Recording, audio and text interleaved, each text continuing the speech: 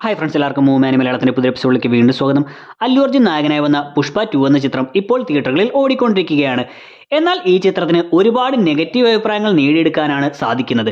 So എന്താണ് ഈ ചിത്രത്തിൽ വന്നിട്ടുള്ള പോരായ്മകളെന്നും എന്തുകൊണ്ടാണ് ഈ ചിത്രം ഇത്രയും നെഗറ്റീവ് അഭിപ്രായങ്ങൾ നേടിയെടുക്കുന്നതെന്നും ഈ ചിത്രത്തിന്റെ അവസാനം ഒരു മൂന്നാം ഭാഗം വരാൻ പോകുന്നുണ്ട് എന്ന സൂചന തരുന്നതുകൊണ്ട് അങ്ങനെ ഒരു ചിത്രം വരികയാണെങ്കിൽ എന്തെല്ലാം കാര്യങ്ങളായിരിക്കാം ആ ചിത്രത്തിൽ വരാൻ പോകുന്നത്, അതിൽ വരാൻ ചാൻസ് ഉള്ള ഈ ചിത്രത്തിന്റെ അവസാനം കാണിച്ചിട്ടുള്ള ആ പ്രധാന വില്ലൻ ആരാകും എന്നുള്ള കാര്യങ്ങളെല്ലാമാണ് ഈ വീഡിയോയിലൂടെ ഞാൻ നിങ്ങളുമായി ഷെയർ ചെയ്യാനായി പോകുന്നത്. വീഡിയോയിലൂടെ ചിത്രത്തിന്റെ കഥയെക്കുറിച്ചെല്ലാം കുറച്ച് പറയാനുള്ളത് കൊണ്ട് തന്നെ നിങ്ങൾ ചിത്രം കണ്ടിട്ടില്ലെങ്കിൽ ഇനി പറയാൻ പോകുന്ന എല്ലാ കാര്യങ്ങളും നിങ്ങൾക്ക് സ്പോയിലർ ആയിരിക്കും. അതുകൊണ്ട് തന്നെ സ്പോയിലർ ചിത്രം കണ്ടതിന് ശേഷം മാത്രം വീഡിയോ കാണാൻ ശ്രമിക്കുക. നമുക്ക് നേരെ വീഡിയോയിലേക്ക് വരാം. ആദ്യം തന്നെ ചിത്രത്തിൽ വന്നിട്ടുള്ള കുറവുകൾ എന്തെല്ലാമാണെന്ന് നോക്കാം. സത്യത്തിൽ ചിത്രത്തിൽ കുറവുകൾ അധികമൊന്നുമില്ല, പകരം എല്ലാം കൂടുതലാണെന്ന് പറയാം. അനാവശ്യമായി വരുന്ന കഥാപാത്രങ്ങൾ, അനാവശ്യമായി വരുന്ന മാസ് സീനുകൾ, അനാവശ്യമായി വരുന്ന ഫൈറ്റ് സീനുകൾ, അനാവശ്യമായി വരുന്ന റൊമാൻസ് സീനുകൾ, അങ്ങനെ ഒരു പരിധിവരെ എല്ലാം തന്നെ ചിത്രത്തിൽ അനാവശ്യമായിരുന്നു. അതിൽ തന്നെ എടുത്തു പറയാനുള്ളത് രശ്മിക മന്ദാനെ ഒഴിവാക്കിയിരുന്നുവെങ്കിൽ തന്നെ ചിത്രം പകുതി ഓക്കെയായനെ. പിന്നെ ഇതെല്ലാം നാഷണൽ അവാർഡിന് വേണ്ടിയുള്ള പ്രകടനമാണല്ലോ എന്നോർത്ത് സമാധാനിക്കാം. ഒന്നാം ഭാഗത്തിലും ഇത്രയും വെറുപ്പിക്കൽ തന്നെയായിരുന്നു രശ്മിക കാഴ്ചവെച്ചിട്ടുണ്ടായിരുന്നത്. എന്നിരുന്നാലും ചിത്രത്തിലെ ബാക്കിയുള്ള കാര്യങ്ങളെല്ലാം തന്നെ, ആ കഥയുടെ പോക്കും ആക്ഷൻ സീനുകളും എല്ലാം തന്നെ ഒരു പരിധിവരെ നല്ലതായിരുന്നു. അതുകൊണ്ടാണ് ആ ചിത്രം ആളുകൾക്ക് അത്രമേൽ ഇഷ്ടപ്പെട്ടത്. എന്നാൽ ഈ ചിത്രത്തിലേക്ക് വരുന്ന സമയത്ത് ആദ്യ ചിത്രത്തിൽ നിന്നും വ്യത്യസ്തമായി കഥയുടെ പോക്ക് ഒരേ ലെവലിലൊന്നും പോകാതെ അവിടെയും ഇവിടെയുമെല്ലാം എന്തെല്ലാമോ കാണിച്ചുകൊണ്ട് പെട്ടെന്ന് കുറെ വില്ലന്മാർ എവിടെ നിന്നെല്ലാമോ വന്നുകൊണ്ട് അതുവരെ ഉണ്ടായിരുന്ന വില്ലൻ കഥാപാത്രത്തെയും പല കഥാപാത്രങ്ങളെയും പൂർണ്ണമായി ഒഴിവാക്കിക്കൊണ്ട് വേറെ രീതിയിലെല്ലാം ഏതെല്ലാമോ വഴിക്ക് കഥ പോകുന്നതായിട്ടെല്ലാമാണ് കാണിച്ചിരുന്നത്. ചിത്രത്തിന്റെ ട്രെയിലറുകളും പോസ്റ്ററുകളും മറ്റും വന്ന സമയത്ത് ഒരുപാട് പ്രതീക്ഷ ഉണ്ടായിരുന്ന കാര്യമാണ് അല്ലു അർജുൻ ആ സ്ത്രീ വേഷത്തിൽ, ദേവി വേഷത്തിൽ നിൽക്കുന്ന ആ ഒരു ഫൈറ്റ് സീൻ. എന്നാൽ ചിത്രം കണ്ടതിന് ശേഷം എന്തിനാണ് ഇത്തരത്തിലുള്ള ഫൈറ്റ് സീനുകൾ ചിത്രത്തിൽ ഉൾപ്പെടുത്തിയത് എന്ന് തോന്നിയിട്ടുണ്ട്. ആ സീനുകളിൽ ഫൈറ്റ് എല്ലാം അത്യാവശ്യമായിരുന്നുവെങ്കിൽ പോലും എന്തിനായിരുന്നു ദേവിയുടെ വേഷത്തിൽ അല്ലെങ്കിൽ സ്ത്രീ വേഷത്തിൽ നിന്നുകൊണ്ട് ആ ഫൈറ്റ് സീൻ നടത്തുന്നത് എന്നുള്ളതാണ് സംശയം. സ്ത്രീകളെ ഉപദ്രവിക്കുന്ന സമയത്ത് ഇത്തരത്തിലുള്ള ഫൈറ്റ് സീനുകളെല്ലാം നമ്മൾ മറ്റു സിനിമകളിലും കണ്ടിട്ടുള്ളതാണ്. ആ സമയത്തെല്ലാം നോർമൽ വേഷത്തിൽ നിന്നുകൊണ്ട് തന്നെയാണ് നായകന്മാർ ഫൈറ്റുകൾ ചെയ്തിരുന്നത്. സോ അത്തരത്തിൽ അല്ലു അർജുന്റെ ക്യാരക്ടർ നോർമൽ വേഷത്തിൽ നിന്നുകൊണ്ട് തന്നെ ആ ഫൈറ്റ് സീൻ നടത്തുന്നതായി കാണിച്ചിരുന്നുവെങ്കിൽ കൂടി യാതൊരു പ്രശ്നവും യാതൊരു വ്യത്യാസവും കഥയിൽ ഉണ്ടാകാൻ പോകുന്നില്ലായിരുന്നു. എന്നാൽ അതിനു പകരം ഒരു ഭക്തി സിനിമയോ സീരിയലോ കാണുന്ന ലെവലിലേക്ക് കൊണ്ടുപോകുന്ന തരത്തിലായിരുന്നു ഈ കാര്യങ്ങളെല്ലാം ചിത്രത്തിലേക്ക് ഉൾപ്പെടുത്തിയിരുന്നത്. ഇനി അതല്ല, ഇപ്പോൾ കൂടുതലായും ഇത്തരത്തിൽ പുരാണ കഥകളുമായി ബന്ധപ്പെടുത്തിയും ഭക്തിമാർഗത്തിലുമുള്ള ഒരുപാട് സിനിമകൾ വന്നു പോകുന്നത് കൊണ്ട് അതേപോലെ ആക്കാൻ വേണ്ടി ഇത്തരം കാര്യങ്ങൾ ഈ ചിത്രത്തിലേക്ക് കുത്തിക്കയറ്റിയതാണോ എന്നും സംശയമുണ്ട്. ഇങ്ങനെ ചിത്രത്തിന്റെ തുടക്കത്തിൽ ജപ്പാനിൽ വെച്ച് കാണിക്കുന്ന ആ ഫൈറ്റ് സീൻ മുതൽ അനാവശ്യമായി വന്നിരുന്ന പല കാര്യങ്ങളും ഒഴിവാക്കിക്കൊണ്ട് ആദ്യ ചിത്രത്തിലേതുപോലെ ആവശ്യമായി വരുന്ന കാര്യങ്ങൾ മാത്രം ഉൾപ്പെടുത്തി കഥ ഒരേ ലെവലിൽ കൊണ്ടുപോയിരുന്നുവെങ്കിൽ പ്രേക്ഷകർക്ക് കുറച്ചുകൂടി ചിത്രം ഇഷ്ടപ്പെട്ടേനെ. ഇനി ചിത്രത്തിൽ വന്നിരിക്കുന്ന കുറവുകൾ നോക്കുകയാണെങ്കിൽ ഒന്നാമത്തെ കുറവ് ഫഹദ് ഫാസിലിന്റെ വില്ലൻ കഥാപാത്രമാണ്. ആദ്യ ചിത്രത്തിൽ ഒരു മെയിൻ വില്ലൻ എന്ന രീതിയിൽ അത്രയും പവർഫുൾ ആയിട്ടുള്ള ഒരു വില്ലനായി കാണിച്ചിരുന്ന ആ ഒരു കഥാപാത്രത്തെ രണ്ടാമത്തെ ചിത്രത്തിലേക്ക് കൊണ്ടുവന്നപ്പോൾ വെറുമൊരു കോമഡി കഥാപാത്രമാക്കി മാറ്റിക്കളഞ്ഞു. ആദ്യത്തെ ചിത്രത്തിലും അയാളെ കുറച്ച് സൈക്കോ ആയിട്ടെല്ലാമാണ് കാണിച്ചിരുന്നതെങ്കിൽ കൂടി ആ സൈക്കോയെക്കാട്ടിലും ഉപരിയായി അയാളുടെ വില്ലത്തരങ്ങൾ നമുക്ക് കാണാൻ സാധിച്ചിരുന്നു. എന്നാൽ ഈ ചിത്രത്തിലേക്ക് എത്തിയപ്പോൾ അയാളൊരു വെറുമൊരു സൈക്കോ കോമഡി പീസ് എന്ന പോലെയാണ് മാറിപ്പോയത്. കൂടാതെ ഫസ്റ്റ് ചിത്രത്തിൽ പുഷ്പയെ പേടിപ്പിച്ച് നിർത്തുന്ന തരത്തിലുള്ള വില്ലത്തരങ്ങളും ഈ ക്യാരക്ടർ നടത്തുന്നുണ്ടായിരുന്നു. ഒരു സീനിൽ നായകനാണ് വിജയിക്കുന്നതെങ്കിൽ മറ്റൊരു സീനിൽ വില്ലനായിരുന്നു വിജയിച്ചിരുന്നത്. എന്നാൽ ഈ ചിത്രത്തിലേക്ക് എത്തുന്ന സമയത്ത് വില്ലന് ഇത്രയും പവർഫുള്ളായി കാണിച്ചിരുന്ന ആ ഒരു വില്ലന് ഒരു സീനിൽ പോലും വിജയിക്കാൻ കഴിയുന്നില്ല എന്നും എല്ലാ സീനുകളിലും നായകൻ തന്നെ വിജയിക്കുന്നതായി അല്ലു അർജുന്റെ ഒരു വൺ മാൻ ഷോ പോലെയാണ് സിനിമ പോയിരുന്നത്. മറ്റുള്ള കഥാപാത്രങ്ങൾക്കൊന്നും ഒന്നും തന്നെ ചിത്രത്തിൽ ചെയ്യാനില്ല എന്നും പുഷ്പയെ ഒരു തരത്തിലും തോൽപ്പിക്കാൻ അവർക്കൊന്നും കഴിയുന്നില്ല എന്നുള്ള രീതിയിലാണ് ചിത്രം കാണിച്ചു പോയത്. രണ്ടാമത്തെ മെയിൻ കുറവെന്ന് പറയാനുള്ളത് ചിത്രത്തിലെ പാട്ടുകളായിരുന്നു. ആദ്യ ചിത്രത്തിലെ പോലെ പ്രേക്ഷകർ ഏറ്റെടുത്ത തരത്തിലുള്ള പാട്ടുകളൊന്നും തന്നെ ഈ ചിത്രത്തിൽ ഇല്ലായിരുന്നു. ചിത്രത്തിലെ പാട്ടുകൾ റിലീസായതിനു ശേഷം അതിന്റെ താഴെ വന്നിട്ടുള്ള കമന്റുകൾ നോക്കിയാൽ തന്നെ നമുക്ക് ഈ കാര്യങ്ങൾ മനസ്സിലാകുന്നതുമാണ്.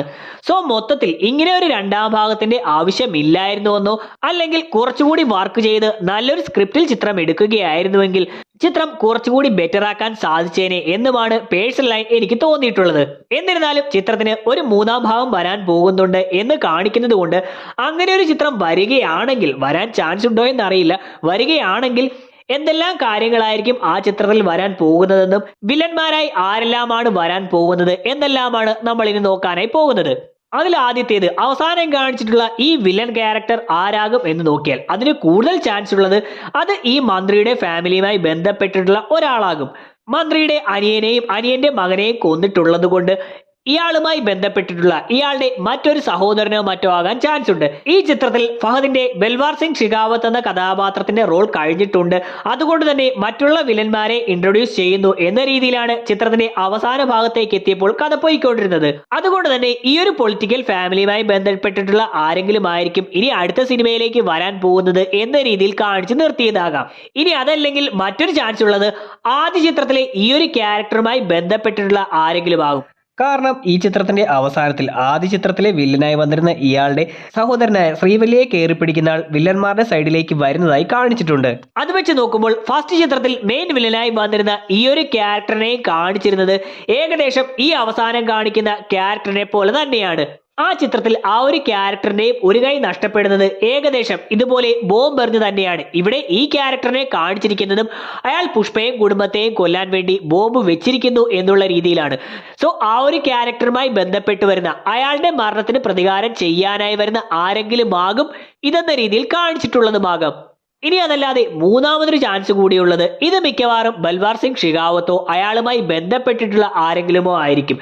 കാരണം ചിത്രത്തിൽ ആ ഒരു ചന്ദനത്തടികളെല്ലാം കത്തിച്ചുകൊണ്ട് ആ സമയം ബൽവാർ സിംഗ് ഷിഖാവത്ത് അവിടെ നിന്ന് നടന്നു പോകുന്നതായിട്ടാണ് കാണിച്ചിരിക്കുന്നത്. എന്നാൽ അയാൾ മരിച്ചു കിടക്കുന്നതായിട്ടോ അയാളുടെ ഡെഡ് ബോഡിയൊന്നും എടുത്തു തന്നെ കാണിച്ചിട്ടില്ല. സോ മിക്കവാറും ആ ഒരു ക്യാരക്ടർ അവിടെ നിന്നും രക്ഷപ്പെട്ടിട്ടുണ്ടെന്നും എല്ലാവരെയും താൻ മരിച്ചു എന്നുള്ള രീതിയിൽ കാണിച്ചുകൊണ്ട് അവിടെ നിന്നും രക്ഷപ്പെട്ടിട്ടുണ്ടെന്നും പിന്നീട് വീണ്ടും ഇവിടേക്ക് വില്ലന്മാരുമായി ചേർന്നുകൊണ്ട് രഹസ്യമായി അയാൾ വരാൻ പോകുന്നു എന്ന രീതിയിൽ കാണിച്ചിട്ടുള്ളതുമാകാം. അങ്ങനെ തോന്നാൻ രണ്ട് പ്രധാന കാര്യങ്ങളുണ്ട്. ഒന്ന്, ഇവിടെ കാണിക്കുന്ന വില്ലന്റെ ഡ്രസ്സിന്റെ പുറകിലായി ഒരു സിമ്പൽ പോലെ കാണിച്ചിട്ടുണ്ട്.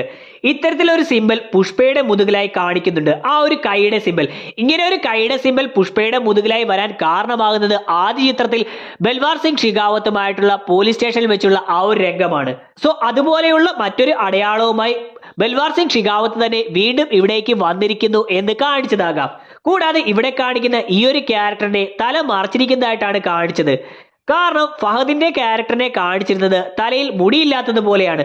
സോ ഇവിടെ ഇയാളുടെ തല കാണിക്കുകയാണെങ്കിൽ, അവിടെ തലയിൽ മുടിയില്ല എന്ന് എടുത്തു തന്നെ കാണിക്കുകയാണെങ്കിൽ അത് പെട്ടെന്ന് ഫഹദാണെന്ന് നമുക്ക് മനസ്സിലാകുന്നതായിരിക്കും. സോ അത്തരത്തിൽ നമുക്ക് പെട്ടെന്ന് തോന്നാതെ തല മറച്ചു വെച്ചുകൊണ്ട് മറ്റൊരാൾ ആണ് എന്ന രീതിയിൽ ഫഹദ് വരുന്നതായിരിക്കും. കാരണം ഈ ചിത്രത്തിന്റെ തുടക്കത്തിലും ഈ ഒരു ക്യാരക്ടർ ഇതുപോലെ വേഷം മാറിയെല്ലാം പുഷ്പയെ പിടിക്കാനായി മറ്റും നടക്കുന്നുണ്ട്. സോ അത്തരത്തിൽ ഇവിടെ അവസാനത്തിലും താൻ മരിച്ചുവെന്ന് മറ്റുള്ളവരെല്ലാം തോന്നിപ്പിച്ചുകൊണ്ട് പുഷ്പയുടേത് പോലെ തന്നെ മുതുകിലൊരു സിമ്പലുമായും തല മറച്ചിരിക്കുന്ന വേഷത്തിൽ മറ്റൊരു വേഷത്തിലും വീണ്ടും പുഷ്പയെയും കുടുംബത്തെയും കൊല്ലാൻ വേണ്ടി വന്നിട്ടുള്ളതുമാകും. സോ എന്താണ് ഇതിനെക്കുറിച്ചുള്ള നിങ്ങളുടെ അഭിപ്രായമെന്ന് തീർച്ചയായിട്ടും കമന്റ് ബോക്സിൽ പറയാം. ഇനി നമുക്ക് കഥയിൽ എന്തെല്ലാമാണ് വരാൻ ചാൻസ് ഉള്ളതെന്ന് നോക്കിയാൽ ഈ രണ്ട് ചിത്രങ്ങളിലും പുഷ്പയും പുഷ്പയുടെ ചേട്ടന്റെ ഫാമിലിയുമായി അകന്ന് കഴിയുന്നതായിട്ടും ഈ ചിത്രത്തിൽ അവരെല്ലാം ഒന്നിക്കുന്നതായിട്ടും കാണിച്ചിട്ടുണ്ട്. എന്നിരുന്നാലും ഇവിടെ ഈ കല്യാണ സമയത്ത് ബോംബ് പൊട്ടുന്നത് കൊണ്ട് മിക്കവാറും പുഷ്പയുടെ ചേട്ടൻ പുഷ്പ സ്നേഹം നടിച്ചുകൊണ്ടുവന്ന് ബോംബ് വെച്ചതാണെന്ന് തെറ്റിദ്ധരിക്കാനും അത്തരത്തിൽ അടുത്ത ചിത്രത്തിലും ഇവർ രണ്ടും തമ്മിലുള്ള ഒരു പോരാട്ടമെല്ലാം തുടക്കത്തിൽ കാണാനും വാശിയും വൈരാഗ്യമെല്ലാം തുടക്കത്തിൽ കാണാനും സിനിമയുടെ അവസാനം എത്തുമ്പോൾ വീണ്ടും അവർ ഒന്നിക്കാനും ചാൻസ് ഉണ്ട്. സോ മിനിസ്റ്ററും മറ്റുള്ള വില്ലന്മാരുമായിട്ടെല്ലാം ചേർന്നുള്ള ഫൈറ്റുകൾ കൂടാതെ ഫാമിലി പരമായിട്ടുള്ള ഇത്തരം കാര്യങ്ങളും അടുത്ത ചിത്രങ്ങളിലേക്ക് വരാൻ ചാൻസ് ഉണ്ടെന്നാണ് എനിക്ക് തോന്നുന്നത്.